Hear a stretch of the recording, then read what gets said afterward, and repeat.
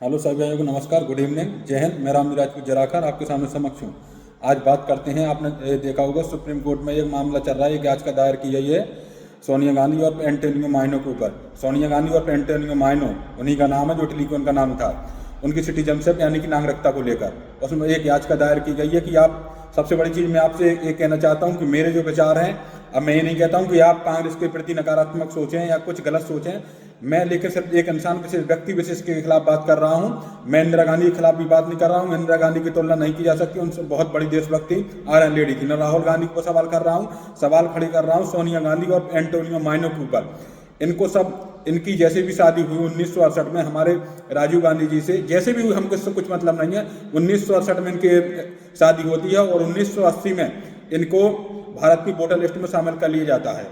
सवाल उठता है इनकी जब नागरिकता के ऊपर, तो 1982 में आराम से इनका वोटर लिस्ट से नाम काट दिया जाता है और 1983 में ये पुनः भारत की नागरिकता लेती है, सिटीजनशिप, और फिर भारत की वोटर लिस्ट में जोड़ दिया जाता है।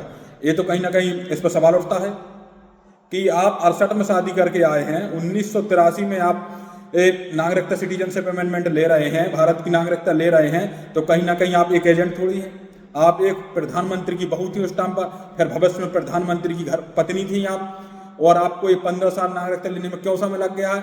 आपको मैं ये एक आश्चर्यजनक वाली बात एक और बता रहा हूँ। जब इनकी शादी होती है सन 68 में, पीएम ऑफिस आती है, इंदिरा गांधी जी की बहू है, तो ये अपनी 2-3 महीने बाद इच्छा जाहिर करती हैं राजीव गांधी जी के द्वारा कि मुझे इसरो घूमना है।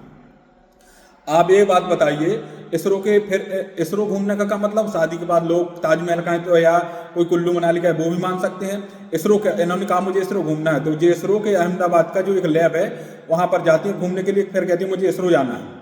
और वहाँ पर उस समय इसरो के अध्यक्ष हमारे यहाँ, जो आप कह लीजिए चेयरमैन, विक्रम साराभाई थे। और विक्रम साराभाई, सन 68 की बात कर रहा हूँ मैं आपको, विक्रम साराभाई तो उस समय अनेक प्रकार की लैब में खोजें चल रही थी, न्यूक्लियर को लेकर, जो भी हो, बड़ी बड़ी को लेकर। और 1971 में विक्रम साराभाई की किसी भी कारण आज तक उसका खुलासा नहीं हुआ, मृत्यु हो जाती है। और सन 1968 से लेकर क्या, सन 47 से लेकर आज तक देश में 1000 से ऊपर वैज्ञानिकों की मृत्यु हो चुकी है, वो भी बगैर किसी जानकारी के कि कैसे हुई है। इनमें से मोहम्मद मुस्तफा जैसे लोगों की भी मृत्यु हुई है। मैं इस पर सवाल खड़े कर रहा हूं कि आपको 15 वर्ष नागरिकता लेने में क्यों समय लग गया भारत की? आप लोग कहेंगे कि मैं कांग्रेस के खिलाफ बोलता